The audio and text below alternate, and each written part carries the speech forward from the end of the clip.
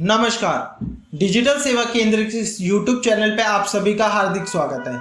आज हम आपको बताएंगे कि डिजिटल सेवा केंद्र के पोर्टल में आप अपना वॉलेट रिचार्ज कितने आसान तरीके से कर सकते हैं, साथ ही साथ वॉलेट के उस अमाउंट को आप किस सर्विसों में यूज कर सकते हैं। तो वीडियो में अंत तक जुड़े रहें ताकि आपको पूरी जानकारी मिल सके।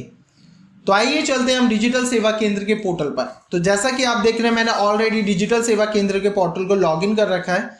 नेक्स्ट उसके बाद हम जाते हैं वॉलेट के ऑप्शन पे, देन उसके बाद ऐड बैलेंस के ऑप्शन पे जाते हैं। तो ऐड बैलेंस पे जैसे ही आप क्लिक करेंगे तो आपके पास कुछ इस तरीके से पेज ओपन होता है।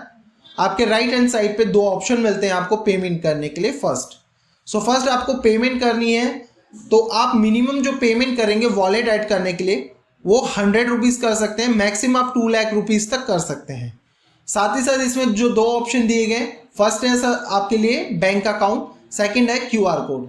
तो जिनको क्यूआर कोड के रिगार्डिंग पेमेंट कर सकते हैं, स्कैन कोड में इजी लगता है, वो क्यूआर कोड स्कैन करके पेमेंट कर सकते हैं। जिन्हें क्यूआर कोड या यूपीआई यूज़ नहीं कर सकते हैं तो वो अपने नेट बैंकिंग के थ्रू कंपनी के अकाउंट में पेमेंट कर सकते हैं, वो भी आईएमपीएस मोड में।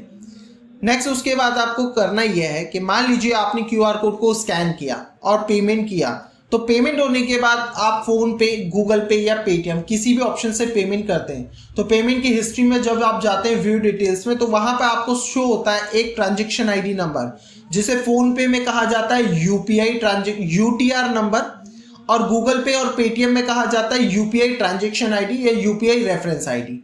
वो रेफरेंस आईडी को आपको सही से देखना है और यहाँ पर आपको अपनी डिटेल्स में फिल करना है। सबसे पहले आप अमाउंट लिखेंगे, आप 100, 200 जो भी कर रहे हैं।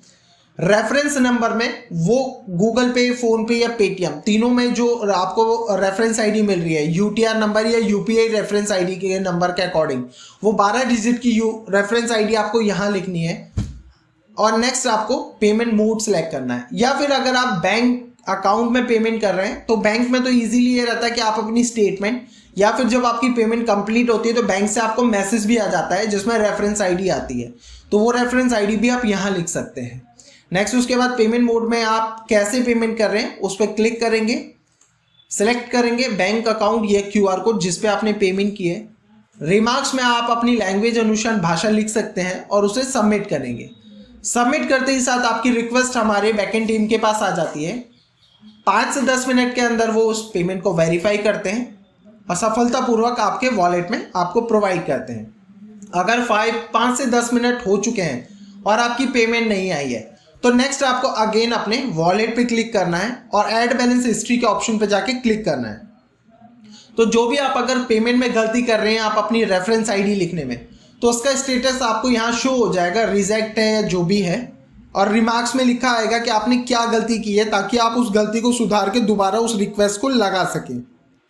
अगर आपकी रिक्वेस्ट रिजेक्ट नहीं शो कर रही है, पेंडिंग आ रही है, तो उस दौरान भी आप हमारे कस्टमर केयर नंबर या हेल्प डेस्क नंबर पे कॉल करके कंफर्मेशन कर सकते हैं। साथ ही साथ कुछ लोगों का ये कहना रहता है कि सर आप ये प्रोसीजर जो करवाते हैं रिक्वेस्ट लगवाने का, कंपनी अकाउंट में पेमेंट कराने का, तो इतना लॉन्ग प्रोसेस क्यों? आप डायरेक्टली पेमेंट के गेटवे से पेमेंट लेके मेरे अकाउंट में क्यों नहीं ऐड करवा सकते?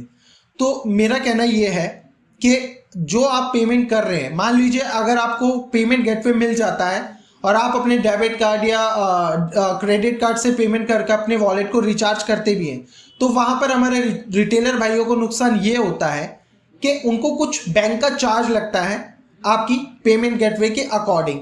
तो अगर आप मान लीजिए 1000 रुपये अगर ऐड करने के लिए पेमेंट करते हैं पेमेंट गेटवे पे, तो वहाँ पे आपको चार्जेस लग के कम से कम 2.50 पैसा ही, जो भी बैंक का गेटवे का चार्ज है वो लगता है, और आपका पूरा पैसा आपके वॉलेट में नहीं आता। वो 1000 में से 975 ही फिर आपको मिलते हैं, 25 रुपये वो गेटवे का चार्ज कट जाता है। इसी वजह से वो ऑप्शन हमने यहाँ से हटा रखा है और ये नॉर्मल तरीका दे रखा है जिसमें आपके 2 पैसे जितने भी आप डाल रहे हो वो आपको पूरे मिल सके। आइए अब मैं आपको बताता हूँ कि वो पैसा वॉलेट का आप कहाँ कहाँ यूज़ कर सकते हो।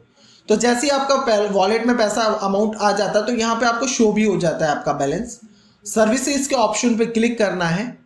नेक्स्ट उसके बाद जो आपके पास पैसा आया है उसे आप मनी ट्रांसफ़र, कैश डिपॉजिट, इसके बाद recharge, bill payment, DTH recharge, landline bill payment, broadband bill payment, postpaid bill payment and आपका water bill payment, gas bill payment या फिर एलआईसी बिल पेमेंट, इंश्योरेंस, इन सब में यूज़ कर सकते हो।